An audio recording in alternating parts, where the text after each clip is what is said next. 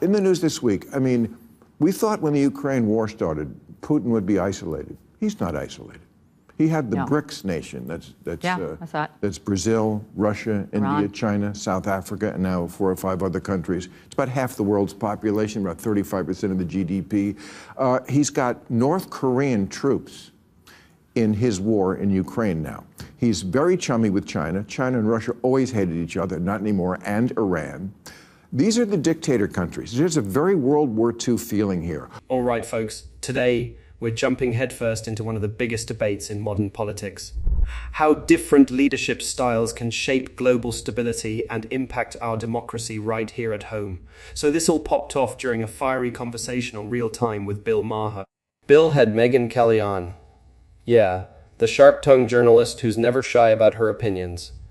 And they got into it over what real leadership looks like on the world stage. Megyn made a bold case.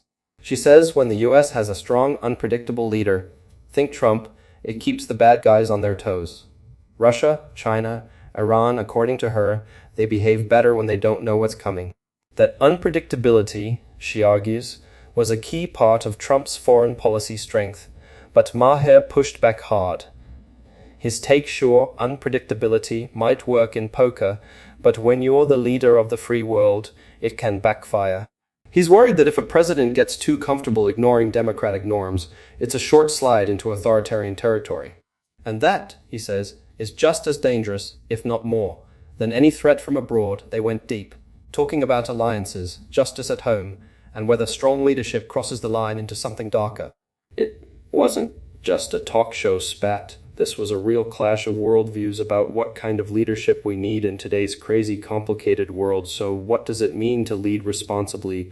Where's the line between strength and authoritarianism? Let's watch the clip and break it all down together. Okay. If my guy gets in, I think we'll go back to the time that we had when he was president, which is the only time we didn't start a war and get involved in a war. Did Putin? That's not true. Did Putin? Jimmy Carter never fired a shot. Putin did not invade Ukraine until Biden took over. We had the disastrous withdrawal from Afghanistan, which projected weakness through the world. People understood that we were enfeebled, and that is what was provocative. Weakness is provocative. I feel like Trump destabilized these people. They didn't know what to expect of him. Next thing you know, he's bombing Soleimani. Trump did strategic strikes that had people on their heels. They didn't know what he might do to them. And we did not have Putin invade Ukraine. It's what he might do to us that I'm a little more worried. All right, so let's get into Megyn Kelly's take on Trump's foreign policy, because she makes a pretty strong case for what she sees as the power of unpredictability. According to her, one of Trump's biggest strengths was keeping people like Putin on edge. The idea is that when world leaders aren't sure what the US is going to do next, they're a lot more cautious about making bold moves like, say, invading Ukraine. Kelly points to things like Trump taking out Iran's top military guy, Qasem Soleimani, as an example of that bold, decisive leadership. To her, that kind of action sends a message: you mess around, you find out. And that keeps hostile nations second, guessing themselves instead of testing us strength. Now compare that with how she sees Biden's foreign policy. Kelly argues that Biden projects weakness, especially after the chaotic withdrawal from Afghanistan. In her view, that moment told America's enemies the US might not be willing to step in when it matters. And since then, she believes countries like Russia, China, and Iran have felt more emboldened because they see Biden as less likely to take real action. For Kelly, it all comes down to this: your leadership style on the global stage either keeps the peace by making enemies think twice, or it invites conflict because they see an opening. But this all leads to a much bigger question in foreign policy. Should the US lead with strength and unpredictability to keep peace? Or does that just stir the pot and risk bigger confrontations later on? Does the tough guy approach actually make the world safer? Or just delay the inevitable? That's the real debate here, and it's one that's not going away anytime soon. When the dictator countries are getting together, I mean, in World War II, what did Hitler and the Japanese have in common? Nothing, except they saw the world one way: fascism. They all have to do it in their different way. Iran is a fascist country in their own way. So is China, so is Russia, Saudi Arabia, you could say also. Somehow, the world seems to be dividing between the good guy countries, the democratic countries, and these autocracies. And if your guy gets in, we're going to be on the wrong side of this one. During their conversation, Megyn Kelly and Bill Maher dive into something that's honestly kind of alarming: the growing alliance between authoritarian regimes like Russia, China, Iran, and North Korea. They even compare it to the Axis powers from World War II. Yeah, it's that serious. Kelly believes that strong and unpredictable US leadership, the kind she associates with Trump, throws a wrench in those alliances. She argues that when America plays it bold and keeps its enemies guessing, those countries think twice before making any major moves. In her view, Trump's approach made our adversaries cautious and actually helped prevent bigger conflicts, but Maher sees a different danger. He's not sold on unpredictability as a long-term strategy. His concern is that if a leader gets too used to flexing power on the world stage without checks and balances, that same mindset could start creeping into domestic politics. He thinks America's real strength is in being steady, reliable, and rooted in democratic values, both at home and abroad. So what we get here is a clash between two worldviews. On one side, Kelly is all about projecting strength and uncertainty to keep authoritarian powers from linking up.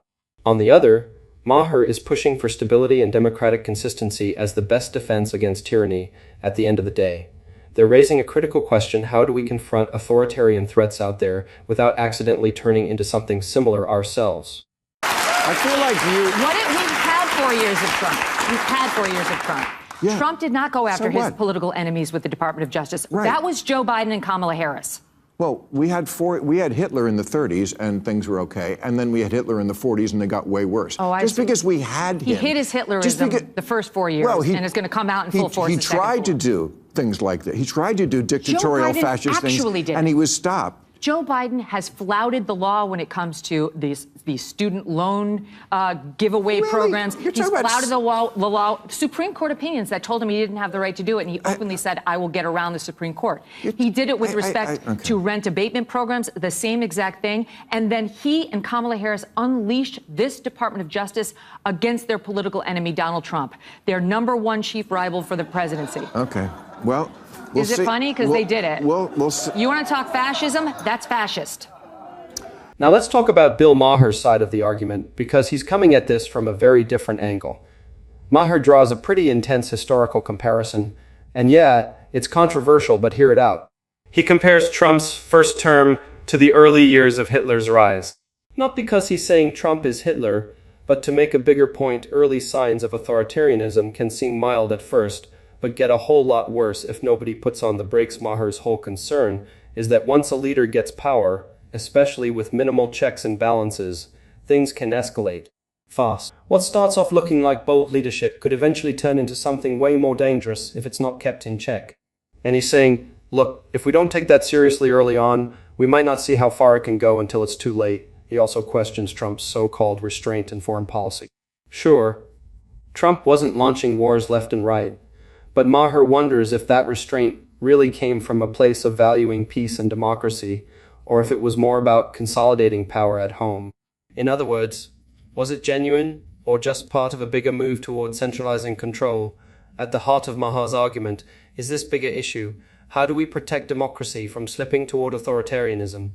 Even when the signs aren't flashing red, yet he's saying we can't just look at what a leader isn't he doing. We have to pay attention to the power they're holding and how they're using it. So yeah, it's a heavy comparison, but it's meant to be a warning. Don't wait for the extreme stuff to show up before asking the hard questions. Thanks for watching.